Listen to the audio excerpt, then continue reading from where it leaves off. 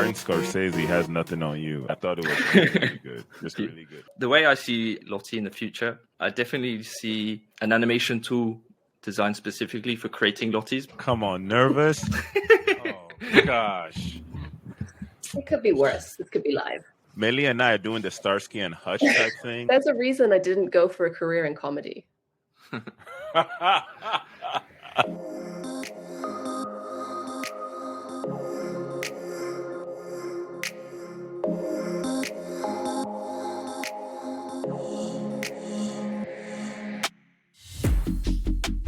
Welcome to the next revolution in motion. Welcome to the LottieFiles podcast. I'm Maylee. And I'm Edmund. Hey, Maylee. Today we have an awesome guest, Sam Osborne, the man, the myth, the legend. What do you have to say about Sam before we bring him in? I've seen a lot of Sam's work on LottieFiles, not just obviously the animations, but a lot of the tutorials and explainer tips on his Twitter. And I think Sam is one of the biggest advocates for Lottie, but also one of the biggest helpers in the community, spreading information and helping give people tips. I think every designer working in Lottie and developer knows the pain points and the struggles, and the fact that Lottie's so new means there's not much information out there. So Sam is helping fill that gap, which I'm sure loads of people find really helpful. I have only one word to describe it. The word is prolific. That's my one word. All right, without further ado, let's let Sam in. Hey, Sam, can you hear us now?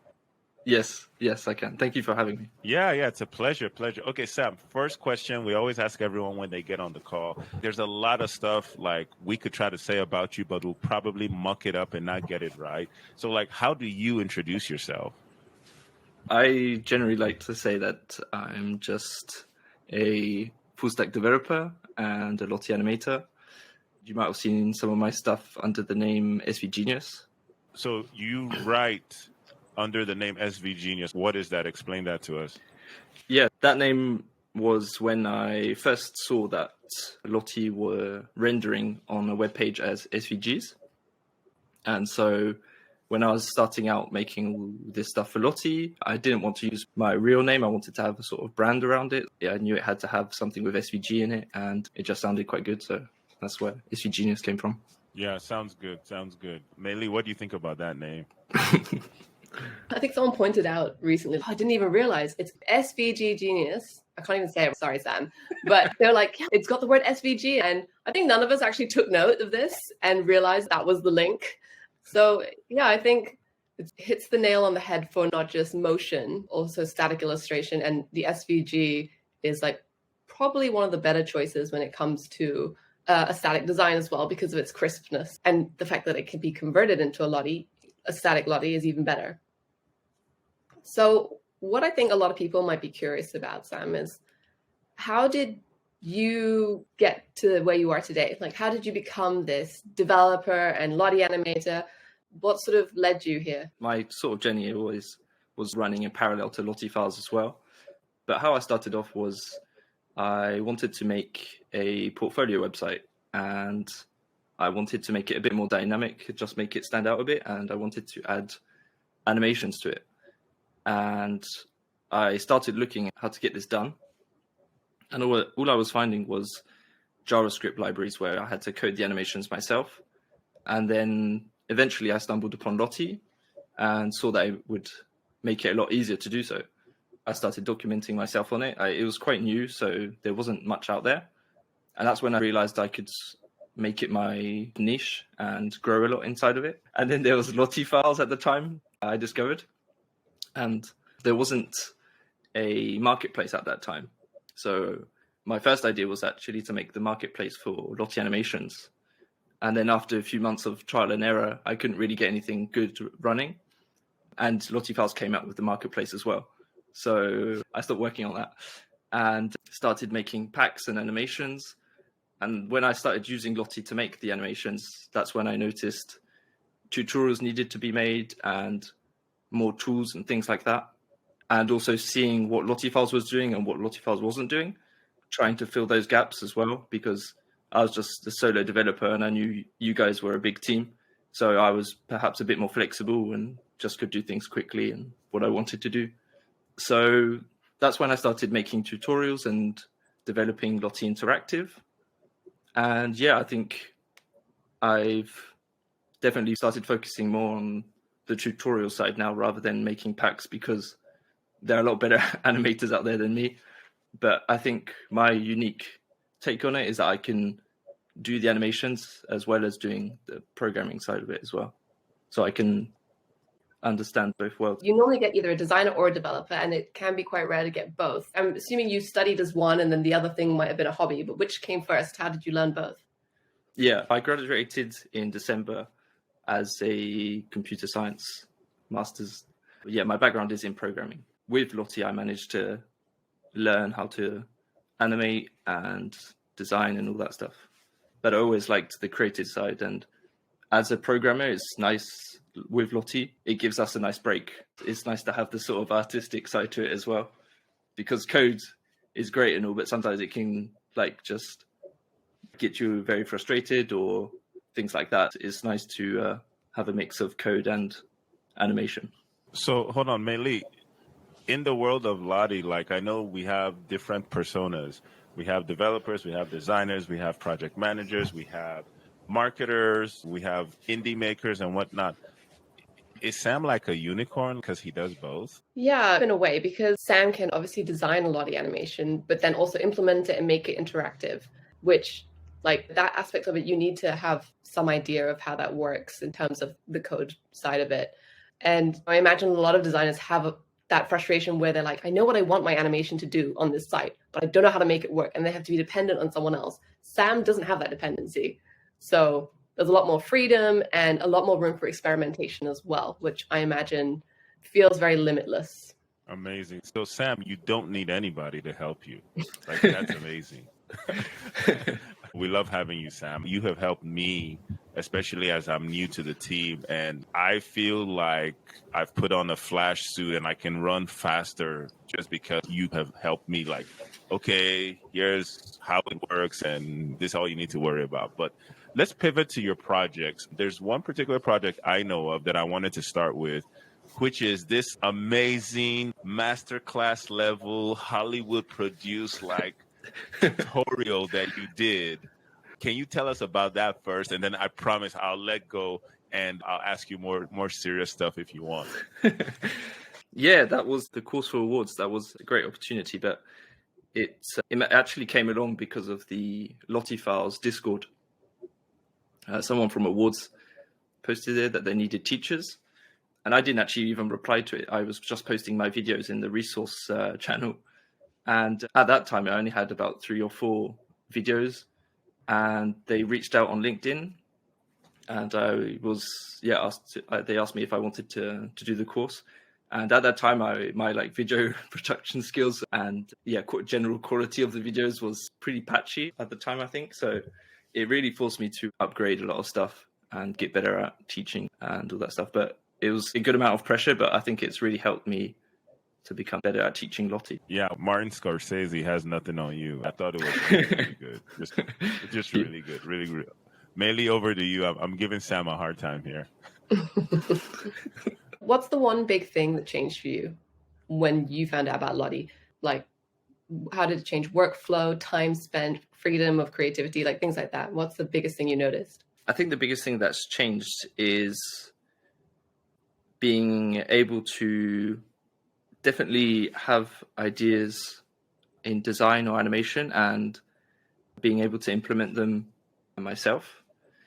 Also, creating tools like open source tools was something that I haven't done before, and that's rewarding in its own way. I'm sure there's a lot of people out there who are just like, oh, I don't really know what open source is really, or if they do know, then, oh, how can I contribute positively to it? And you obviously have done that, so it'd be great to hear that experience.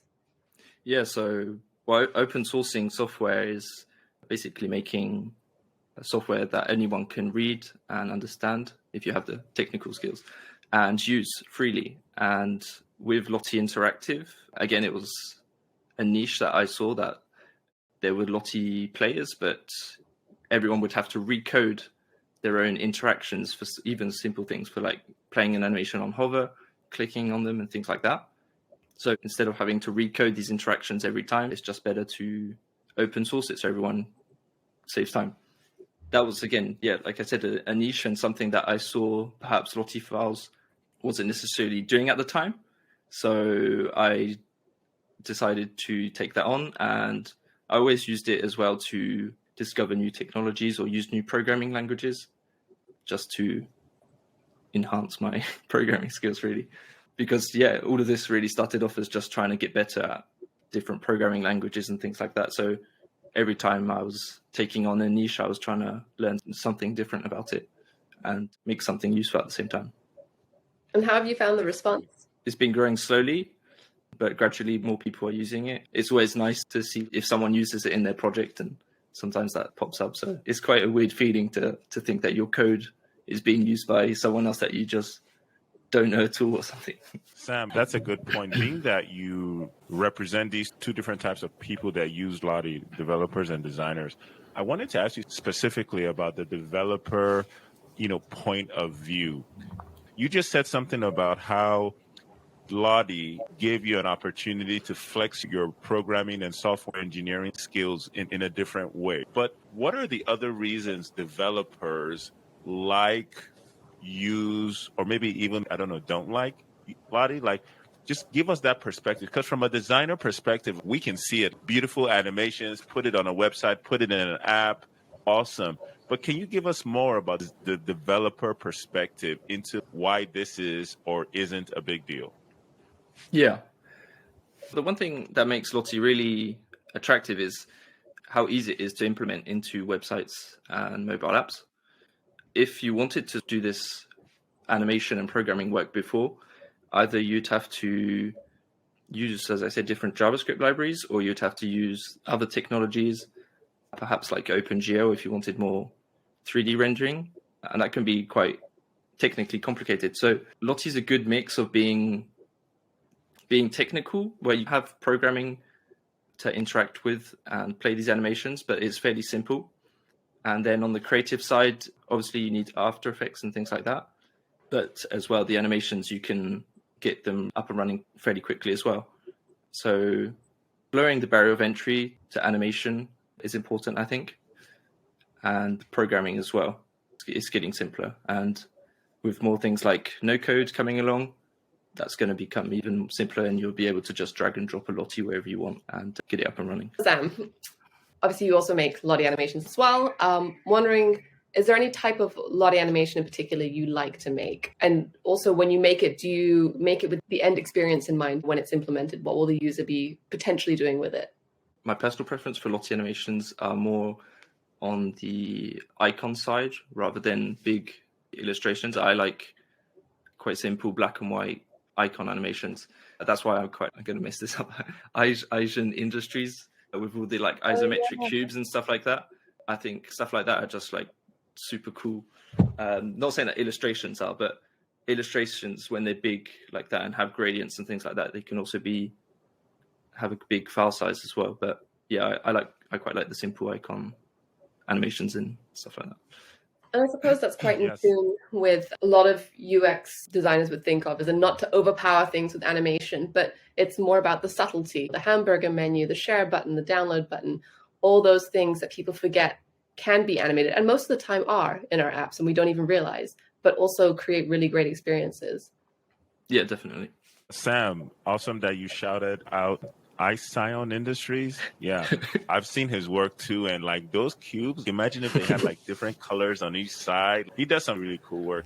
I want to just pivot a little, and I want to just talk about animation in general as it has to do with, for example, designers and or developers. So you tend to feature both. And my question is this: with the rise of new trends, you've got no code, which is all about visual development and making coding easier.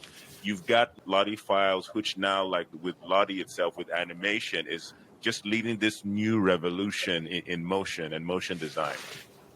And my question is, with these technological advances, are they taking power away from developers and designers, or giving them power? Could you touch on that? Yeah, that's a good question. I think that as a lot of these things come along, it's more, you've got to see it more as a tool in their toolbox. It's not necessarily taking away power from them. It's giving them perhaps even more power to create and animate their creative visions. And definitely with no code, it's going to let the designers and animators integrate them onto the websites as well. Yeah, it's more power. As one of the gateways to Lottie information, what kind of things do you see the most in terms of questions about Lottie coming from designers and developers? What's the top 5 or top 3 for each, whichever? Yeah, definitely the general sort of confusion or surprise when different effects don't work on different platforms. That's something that comes up a lot, and the documentation is there on which supported effects present on different platforms. But I think one day, if that could just be like generalized, that would help a lot of different frustrations, perhaps with Lottie. Also, little things like being able to perhaps trim animations, because sometimes a lot of animations have a white space around them. So the inside of the frame, the animation can be quite small or too large, and people want to change this around. The third point of frustration, I'd say, is Gradients, probably. Masks, I hear that a lot. Yeah, masks can be tricky, and also the different rigging tools. Sometimes they work, sometimes they don't, like rubber hose or Duic. There's not too much clarity on what works and what doesn't work with those tools. It does seem to all surround AE, those limitations there when translated into a Lottie design. What about for developers, though? What are the common ones there that you hear? I've seen a lot of developers trying to use them as backgrounds as well. That can sometimes be a point of frustration. Perhaps if it was easier to use Lottie animations as background animations for websites or apps. Then on the more technical side, sometimes it's just processing power that it would either make the Apple website a bit more laggy because it's playing the animation on the CPU. That, and also the size, like the file size, what's a good file size? Is over a megabyte for an animation too large or not? Yeah, I'd say it's less on the technical side, but more on the experience, how having Lottie animations will impact user experience. Sam, with respect to the file size, like Lottie by its nature is already up to 6 times smaller than a traditional like video file or a GIF. So walk me through, like, in a developer's mind, if Lotties are already much smaller, why are developers always thinking about the size of files? Just help me out there. Yeah, so file size is important because if you've got thousands of users around the world, that's a lot of bandwidth just to download your GIF or your video. So definitely, because Lotties do have a much smaller file size, that cuts down on the necessary bandwidth. And then eventually you've got to think of it as scaling, because this saves a lot of time, and then it saves loading time because the Lottie files are smaller, and therefore people stay on the website or the app longer and they don't go away, and then that translates into conversions for an e-commerce website, for example. So it does have a big impact on user experience to have the smaller file sizes. The thing is, the Lottie file size is a lot smaller. Your actual JSON file would be a lot smaller than GIFs or MP4s. But then to actually play this JSON file, the code needed can be, the Lottie player, for the web at least, can be quite heavy. And by heavy, it takes up a lot of memory. And that means more time to download and things like that. So you've got these small JSON files, basically, but the players can be viewed as quite large. So that's one of the problems at the moment. I have a little secret, and LottieFiles is working on something to make that a little bit lighter. So fingers crossed. Ooh. Hopefully soon we'll be able to announce it. Like, something's coming, and it will make this issue with the player a lot less of an issue, let's say. So keep listening to our Twitter. We'll announce. Sam, quick question. With regards to LottieFiles being smaller, you do bring up a point about the player presenting a significant, amount of data that the developers have to deal with. Here's my question, though. When you think of the overall, or when you think of the average data load of a website, and what proportion of that would be ascribed to like animations like Lottie and whatnot. It seems to me that because the file sizes are smaller, eventually like the overall size of the animation module or segment of a website can be very small. So will that encourage designers to go crazy and make even more advanced Lotties because the file sizes are so much smaller? Yeah, I think there'd be a lot more complicated, perhaps, Lotties and interactions with them. But I'm not a designer or animator per se, but I see a lot of articles warning about overusing animations because it draws your focus in onto that one point. And if you have animations popping off everywhere, it's distracting. I think that's what it definitely happened, but designers have got to be careful of using animations to draw the attention to a specific point and make it important, basically. So essentially, we've given them the keys to a candy store. Yeah. Okay. So we know that you're working on Lottie quite a bit. You've got this awesome tutorial that's out there that's helping people succeed in using Lotties, and especially from the dev and designer side of things. What other projects are you working on that we don't know or we should know? Is there another master class coming out? What's up? Not really any master classes coming out.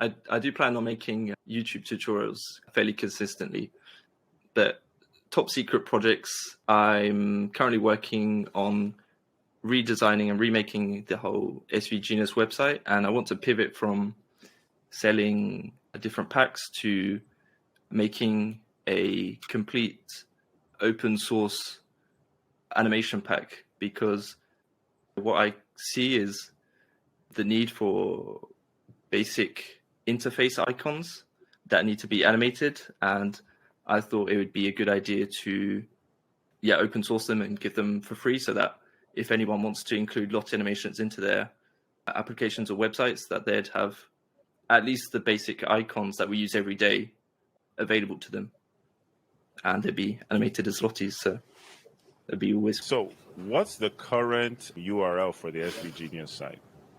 svgenius.co. So you're going to redo all this so that people have a readily usable group of things to start with. Yeah, it would basically, the front page will just be all the different animated icons I want to make. All right. And when you say they're open source, do you mean a user could then come and make it move in the way they want it to, let's say? Yeah, I'm thinking of offering the After Effects files, the JSON files, GIFs if they want to, but yeah, posting it on GitHub as well if they wanted them. Thank you for telling us about that secret project. Of all these projects you've worked on, projects you're working on, what are some surprising things you've learned along the way? The big problem I had before, and that is quite common in the sort of like side project community, is that you would start a lot of different side projects and never finish them. And I wouldn't say this project is finished per se, but it taught me to stick with just like making a project for the long run. And when I found out about Lottie, I really saw it as a niche and something that could be developed into a lot more different things. Yeah, basically learned to persevere and actually finish projects. That's the main takeaway. So looking back at your life and your career, what would you now tell yourself, like about 5 years ago, you 5 years ago? Me 5 years ago, I definitely say to make more use of the opportunities presented to you, because I was in university at the time, but I never really took up any of the like extracurricular opportunities that were offered. So whether that be hackathons or stuff like that. So I'd definitely say, make more use of the opportunities that are offered to you. And if you didn't go into the career you're in now, where do you think you would have ended up, and why did you not go down that route instead? I don't know, really. Honestly, I wasn't sure at all what I wanted to do. I just knew that I liked playing a lot of computer games at that time, and I guess that programming could be pretty cool. But yeah, I wasn't very good at the sciences, really. Computer science was the science you were good at. Yeah. Sam, I feel like we should have you again in the future, maybe like on a webinar, so you can literally answer questions people have and show them some really like quick, awesome tricks in Lottie. What do you think? Yeah, that sounds great. Oh my God, Meili, we just recruited Sam to actually host a webinar. This is going to be amazing.